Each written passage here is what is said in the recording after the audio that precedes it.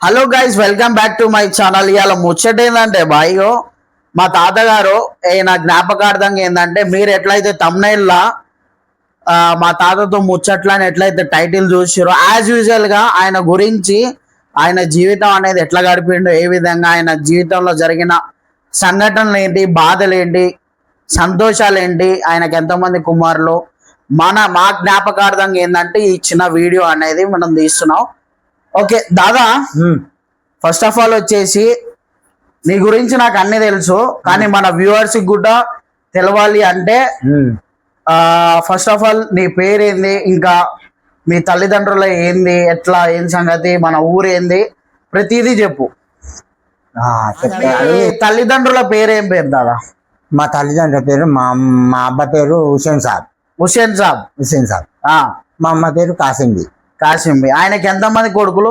నలుగురు కొడుకులు. బిడ్డలు ముగ్గురు బిడ్డలు. నువ్వు ఎన్నో ఆయనవి? నేను లాస్ట్ ఆయనవి. సరే, ఇప్పుడు వాళ్ళు ఎట్లా, ఏ ఊరు మనది? ఏ ఊరు? రాజన్నగూడెం. నల్గొండ దగ్గర రాజన్నగూడ ఎనగల్ల శివారు. అది ఫస్ట్ ఎన్నియల్లే ఉంది. అంటే మీ తాతలు అంటే తల్లిదండ్రులు ఏమన్నా ఆస్తి అప్పట్లో ఏమన్నా సంపాదించారా? తల్లిదండ్రులు ఆస్తులు ఏం సంపాదలే. తీర పొయ్యమ్మగానే మా అన్నలు ఎదిగినాక కొంచెం బంజరాయి భూమి బట్టి దాన్ని పూడు కొట్టి మా అన్నలు మేము అందరం కలిసి దాన్ని కబ్జా చేసుకున్నాం. ఆడ 2 ఎకరాల భూమి మటుకు వాళ్ళు జీతాలు ఉండే, నేను జీతం ఉండే 2 ఎకరాలు మళ్ళీ ఆడగొన్నాం. ఓకే, గట్టు దగ్గర. సరే, నీ గురించి చెప్పాలంటే మామూలుగా ఏం చెప్తావు? నీ పేరే గానీ నీ గురించి చెప్పు. నీ తల్లిదండ్రుల గురించి ఇప్పుడు తెలిసింది. నీ పేరేం పేరు? పూర్తి పేరు ఏం పేరు? నా పేరు షేక్ లతీఫ్. నీకెంతమంది పిల్లలు? నాకు 4 కొడుకులు, 2 బిడ్డలు. సరే, మరి కొడుకుల పేర్లే? కొడుకుల పేరు ఉస్మాన్, పెద్దోని కొడుకు నేనా? మా కొడుకుల పేరు నా పెద్దోని కొడుకు తర్వాత నీది. నాకు 4 కొడుకు. పెద్దోని పేరు ఉస్మాన్, రెండోని పేరు సలీం, మూడోని పేరు షరీఫ్. ముగ్గురే. నలుగురు అంటున్నావు? ముగ్గురే. 2 ఆడపిల్లలు. 2 ఆడపిల్లలు, 3 మగోళ్ళు, 5. 2 ఆడపిల్ల పేరు ఏం పేరు? గౌసాబి, 2 బిడ్డలు. ఒక ఆయన చనిపోయిండు. అబ్బా చనిపోయిండు. చనిపోతే ఇప్పుడే ఎలా తీసిన ఆయన కొడుకున్నాడు. ఆయన ఎట్లో సిటీకి వెళ్ళిండు. కొద్దిగా ఆయన ఆయన తినుకుంటా బతుకుతుండ్రు అక్కడ. అది ఎవరు? రెండోది ఆయన? పెద్ద ఆయన. ఇంకా ఆడపిల్లలు ఉండు. ఆమె ఇక్కడనే ఇచ్చినాం. వాళ్ళు ఇక్కడనే చదువుకుని వాళ్ళు కూడా కొడుకులకు 3కి 10వ తరగతి చదివించినా కానీ ఆడపిల్లలకు అక్షరం చదివేయలే అప్పట్ల. అందరూ 10వ తరగతి చదివిండ్రు. చదువుతానన్న కూడా ఊళ్ళో తిరిగేది, ఇంటికి వచ్చేది ఓదిలో చలివాయ. జీతం సాధించుకుంటే నాన్న దాచి రానన్నది. నేను నిన్ను సంసారానికి రాను, జీతం ఉంటాను. జీతం ఉంటే సంసారానికి రానన్నది. ఇంకేముంది, నువ్వు అటు పోతుండే రూపాయి ఆమ్దాని లేదా, అంత పుణ్యానికి చేస్తుంటే పుణ్యానికి చేస్తుంటుంది. అందుకనే రానన్నది. జీతం ఒకరికి నేను చేసేది కూడా ఆలోచించింది. చూసినా ప్రతి విజయానికల్లా ఒక ఆడది ఉంటుంది అంటే నిజమే. అది మనకి ఆమె చేపట్టుకే కదా నువ్వు ఆంచి మానే. జీతం ఉండే వరకు ఆ 7 దారించుకుంటా. ఇక నేను ఇంత పనికి అంత పని పావుల 5 చెట్లు 4 చెట్లు ఇంతలా ఉంటాయి. ఒక్క రోజు కొచ్చి ఆడ ఏ ఊరు నర్సిరెడ్డి బావ అనువులు ఆయన. ఇంటింతలా చెట్లు ఒక్క రోజులో 5 చెట్లు ముందు మా శివమారే వంపుల. ఒక్క రోజు కొట్టేదా? ఒక్కనికే కొట్టేది, వాటిని చెలిగేది. అది మండలు ఒక్క రోజే కొట్టి చెలిగి వచ్చిన.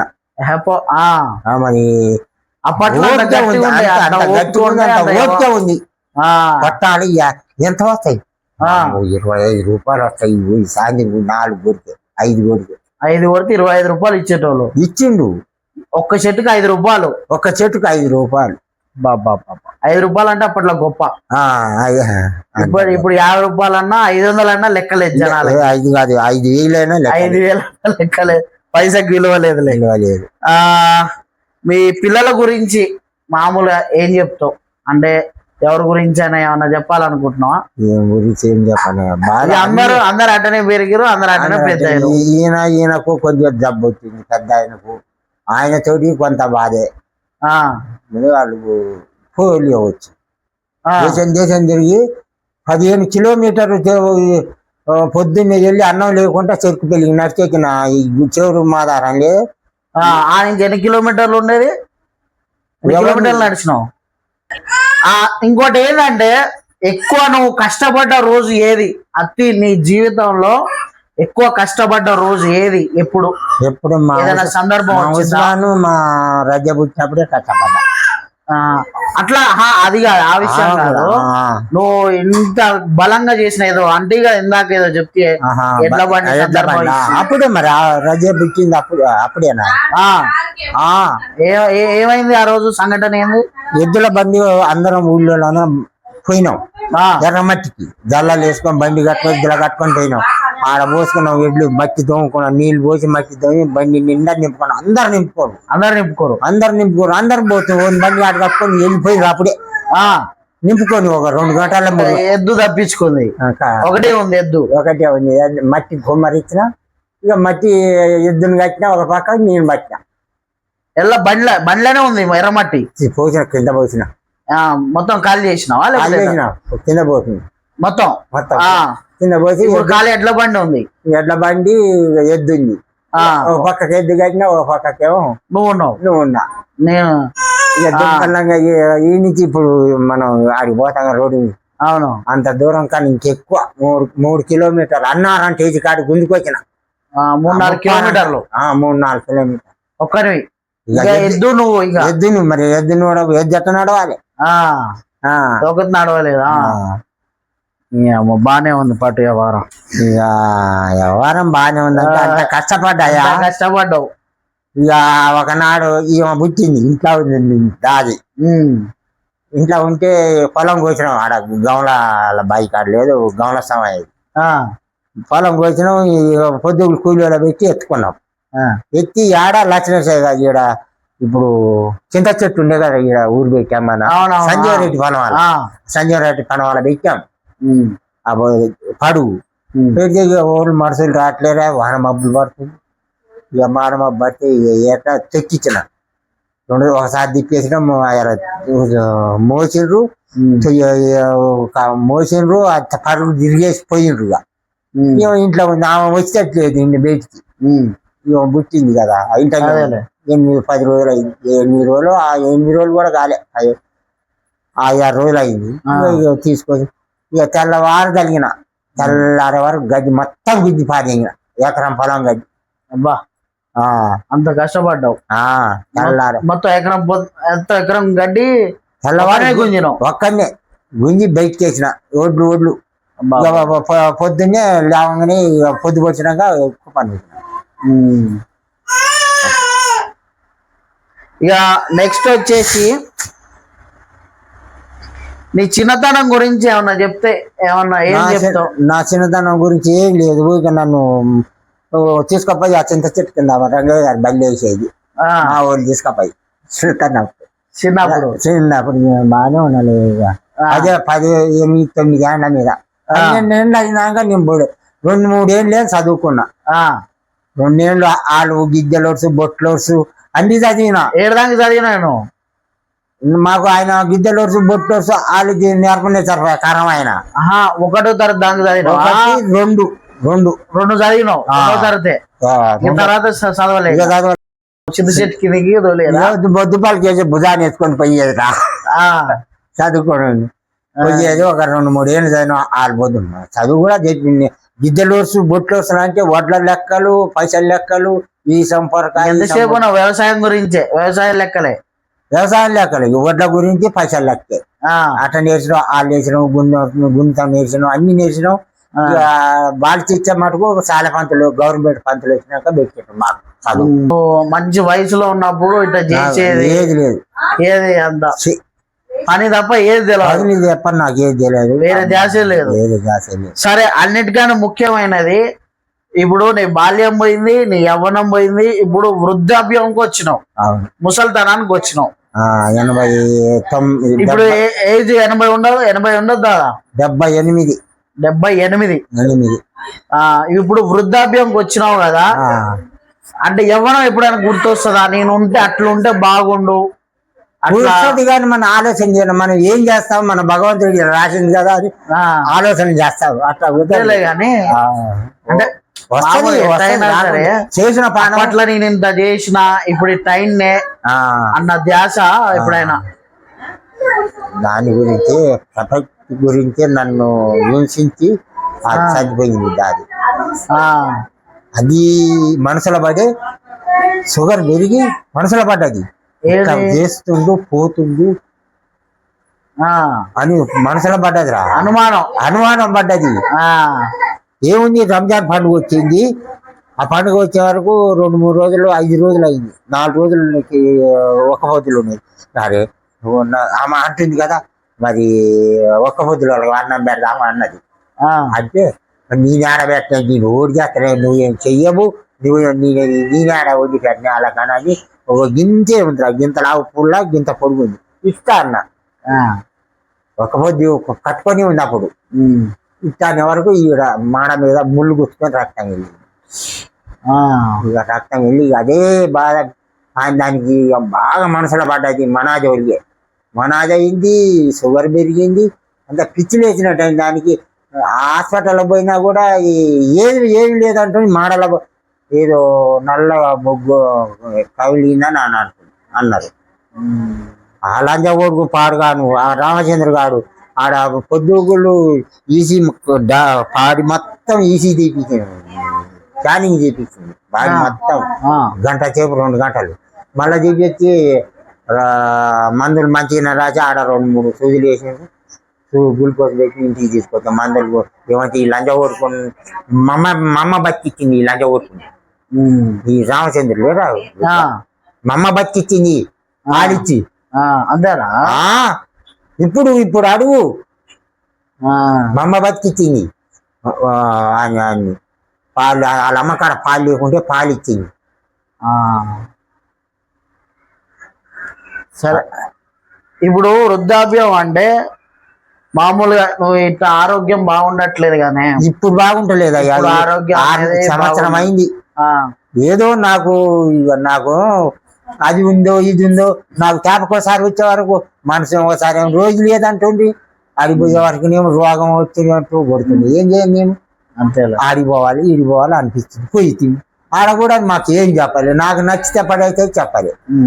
మరి ఆడ కూడా ఇంకోటి నెక్స్ట్ వచ్చేసి నీకు ఈ 3 మనిషి ఎవరైనా సరే ఈ 3 స్టేజ్ల నుంచి ముందుకు వస్తాడు. చిన్నతనం నుంచి, యవ్వనం నుంచి, వృద్ధాప్యం నుంచి. ఈ 3 మామూలుగా ఒకవేళ భగవంతుడు మనకు వరం ఇస్తే ఎందులో ఉండాలనుకుంటాను? యవ్వనంలోనా, బాల్యంలోనా, లేకపోతే ఎట్లా వృద్ధాప్యంలోనా? యవ్వనం లేకున్నా నాకు ఆ విశేషం నాకు చెప్పొద్దు. ఎవరైనా నన్ను ఊళ్ళో అనోడు ఎవరైనా అనరు. ఇగో ఆయన ఎందుకని అలాగని వెంకటప్పారెడ్డి నాకు పని అట్ట నేర్పిండో కానీ అంత ఖచ్చితంగా నేర్పించేది పని ఆయన చేయాలని నేను పని నేర్చుకున్నాను. అన్ని ప్రతి ఒక్క గడ్డి బండి తెచ్చేది, ఎడ్ల బండి తెచ్చేది, ఇల్లు కట్టేది, గోడలు పెట్టేది. ఏం పేరు ఆయన పేరు? వెంకటప్పారెడ్డి. ఆయన మా అమ్మటి వచ్చేది ఎప్పుడు. మీ గురువు? ఆయన పటేలు, ఆయనే జీతం, ఆయనే అన్ని నేర్పితే ఇంకా ఆయన వాళ్ళని ఎందుకన్నా ఆయన కూడా నేర్పాడు. చిట్టేది రాకుంటే అట్లా ఉండేది. వాళ్ళ అన్న ఉన్నాడు కానీ వాళ్ళ అన్న ఎక్కువ రాకపోయేది. ఆయన ఇంకా మంచి మనిషి. ఈయన కంటే ఈయనేం గులిగేది. ఆయన ఏమన్నా పోయేది, చేసినా ఏం లేదు, చేయకుండా ఏం లేదు అనేది వెంకటప్పారెడ్డి. ఇక పటేలు వస్తే నాకు కోపం వచ్చేది. అలా ఏ వస్తే మోటకాడి బావి కాడికి వస్తే.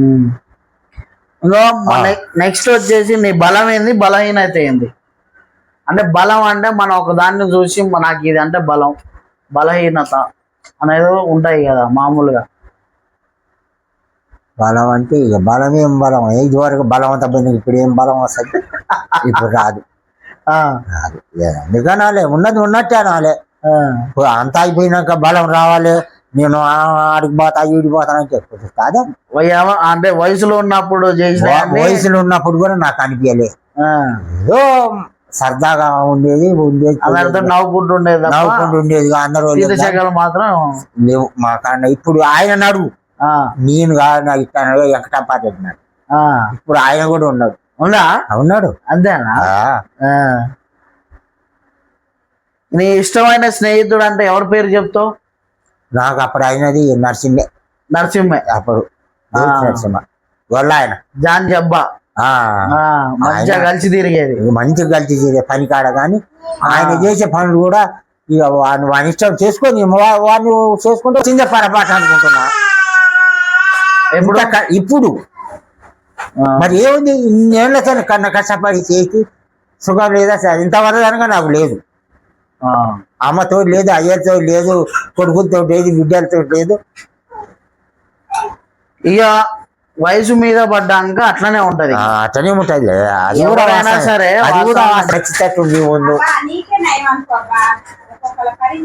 అంతేలేరా. నాకు అది కూడా ఆలోచన నాదే.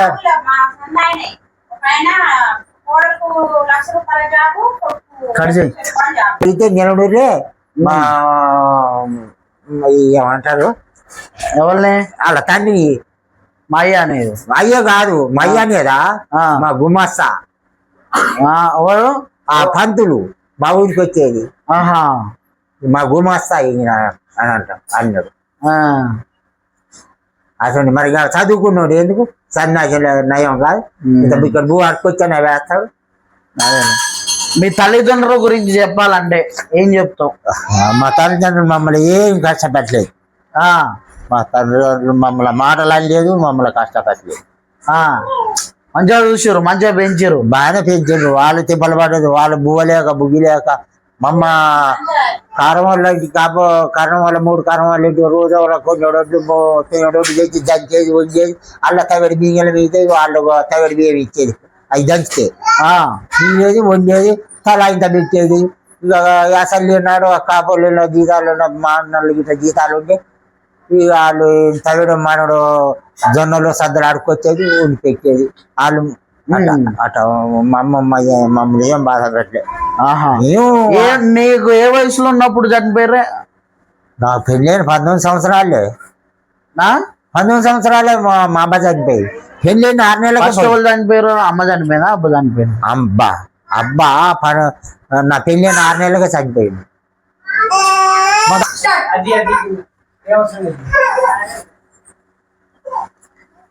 ఏమంటావే దాదా?